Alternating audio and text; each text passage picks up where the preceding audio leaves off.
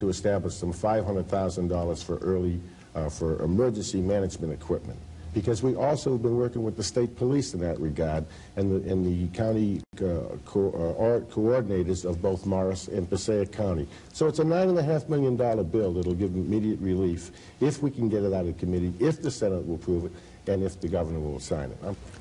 One thing I think that is a helpmate. People ask what's going on, and the early warning system will be a great helpmate to all the municipalities to know just the timing of the water flow and the height that it's going to come to with modern day technology. But also, when the warning comes through, with all the technology we have at our fingertips now for early warning, if the rain should stop and the technology doesn't check that out, just how much is available up there in the heavens, so to speak, that when people are warned to leave, flood is imminent, they should pack up and take the word of the emergency workers that are out there warning them at early times, and don't wait for the water to come in so that they can visually see it. Otherwise, the early warning system is worthless. You want a law to tell the people that they have to leave their homes. I'm suggesting to you that's going to be a very difficult thing to do. I don't know. I don't say we should have a law. I say that people should be cognizant of the fact, especially the ones that suffered disastrous losses they did in last April. Don, they forget very easily and they don't want to leave home. Well, that's the reality. I think as long as we have people like the Coalition and the other few people that seem to stay with it over the years, and we expand this group so that this doesn't fade from their minds that, yes, it can happen. It can be a lot worse than it was in April of last year, of this year. It could exceed the 1903 flooding. No one really knows, and I wouldn't want to bring religion into our talk here today, but the Lord seems to control all of that flow. Well, you know, when you mention that, you know, the engineers tell us there was a 30 to 35-year storm. If we had, then that was what? We had 7.5 inches of rain 2 days in a row. If we had had the 14 inches of rain in one day, we would have had what they consider the 100-year flood. 6,000 people were affected by this flood in '84. If it had been a 100-year flood, maybe 20,000 homes, including the Livingston Mall, would have been underwater. People don't realize that. And this is why we're telling them to buy out is not the answer. You don't have enough money to buy out. But a certain portion of the area has to be brought out, no question. But we've got to get the tunnel built. And in the meanwhile, we've got to get these other areas, the decleaning and desnagging, taken care of so that the people won't experience the flooding under the 2 or 3 or 10 or 20-year storm. We've got to work in that area, and Carol and her group have got to be persistent and stay on top of it. We've got to be vocal, we've got to be united. It's very, very important.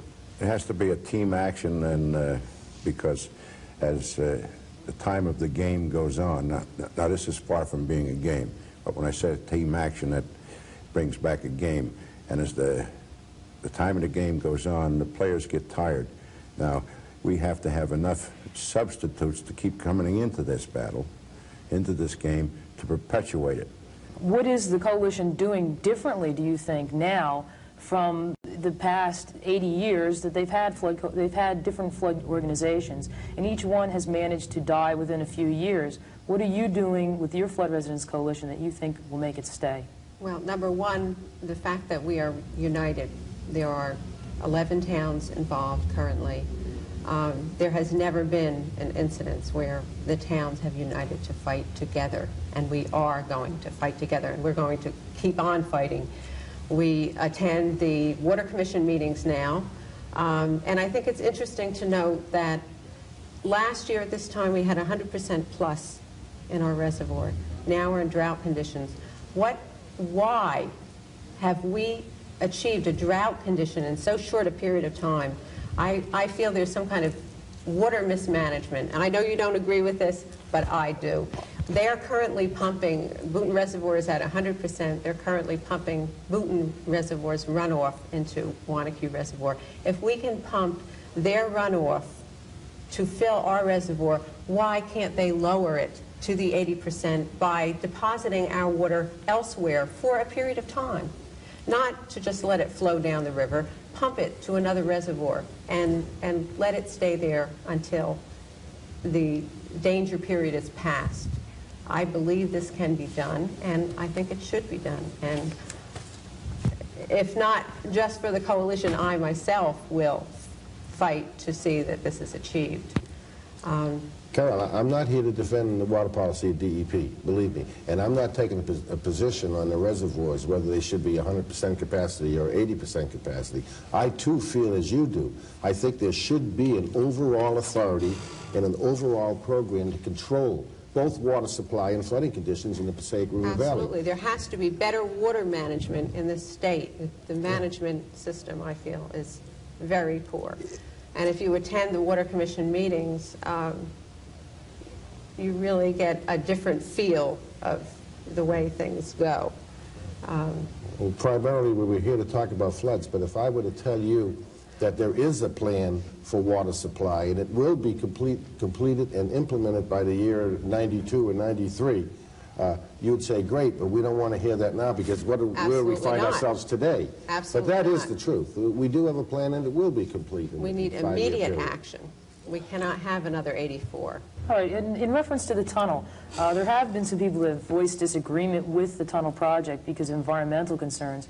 And one of the things I'd also like to point out, were you talking about the 10-year desnagging measures until the tunnel gets built? What kind of measures are they planning to take for the pollution that's in those rivers? Because one of the major problems we have with the floodwater is that they're so polluted that it infests people's homes and it makes it very difficult for those to clean up. Yeah, I wish that I could sit here and give you the answers, you know, just like this. I can't tell you, but I do know that that's one of the major concerns of DEP and the Corps today as they plan to build a tunnel. I think one of the larger obstacles we have to overcome too is the fear of the people in the lower basin area, in the Nutley, Clifton, Lyndhurst area, who feel by transferring these waters through a 40-foot tunnel that we're going to inundate the lower basin area and flood them out. And engineering-wise, I'm told and I believe that this is not true. It will not happen.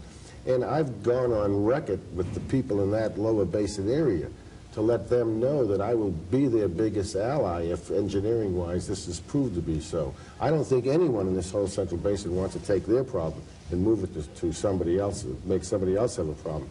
And I'm fully convinced. I'd like to move it to Trenton right now. Yeah. Well, yeah, and I don't blame you for saying that either, because it's out of frustration for having lived under these conditions for years and years.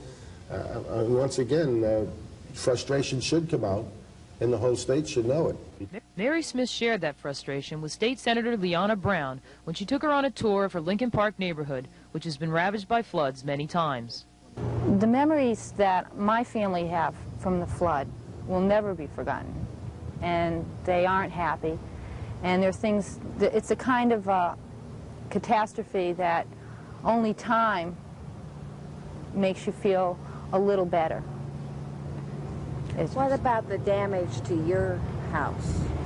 Well, I have a house that maybe is worth about $65,000 on the market today.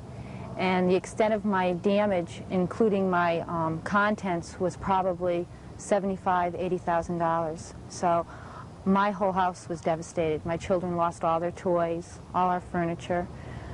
It was unbelievable. Yes. This was a year ago, April, that was the worst for your particular home? Yes, for my home, yes. That's true. April was the worst. And then right after the April flood, only a month and a half after, we had the same type of experience. The water came up again. What about the nature of the water? Was it very, very dirty and lots of chemicals? The water was absolutely, it was awful. It was, when it came into our house and we went back to see what had happened, there was like this film, black, brown film that had been caused by the water. It took us 2 weeks to just try to clean it, and then we realized it was impossible. It's contaminated water. The water is not clean. You know, that's true. I mean, that's a big problem. the quality of the water is very poor. Some of your neighbors must have just given up, have they? Or is everybody still on the street? I think some of us have given up, yes. I haven't. Some of them, you know, moved. A lot of phone calls, the constant questions, the coverage in the press has been super. Can we see the river? Is this possible? Can we walk down? A drought situation, yes. Well, so the water was high here? Oh, yeah, the water was all the way up to the tracks. All the way up to the tracks. The tracks is one of the highest points, which was a blessing because you could get in here. But this was all underwater. Did the police come around in boats in this area, or did you not see any of the emergency people? No, I called the police, and they didn't know what was going on at all, as far as the water levels, what kind of emergency situation they had. They weren't aware of it. In fact, they called the reservoir and talked to the head engineer, and then called me back and said that I had nothing to worry about. Well, this is one of the big changes we hope to make. For years we've been talking about having uniform markers in the river that could let the police stations know electronically when the river was rising and exactly how much and so on, and hopefully that this will be in place by 1986. I hope so. We've been tackling this whole problem in many areas. One, to try to have accurate maps about the floodplain area. Two, to have some money to acquire some of the homes. Three, to improve the early warning system. And four, to really work on some changes in the river itself. Yes, it's important. It's important to have some means of protecting the people, because the lives that have been lost, it wasn't necessary. It's absolutely, you know, wrong that something like this can go on for so long and take the lives of children and innocent people. Tanya Soch is just one name among many who've died in the floods that have occurred over the past centuries. They are remembered for a time and then simply forgotten. Mary Smith is just one of thousands who have raised their voices for flood control over the past 100 years. The river's calm today, but what about tomorrow? Will we find a solution to the flood control problem, or will more lives be lost? Well, the National Guard cannot really just mobilize itself. It has to get orders from the Department of Defense in Trenton, and in order to get, for them to act, they have to be requested. And we're available for a lot of things, but nobody ever requests us.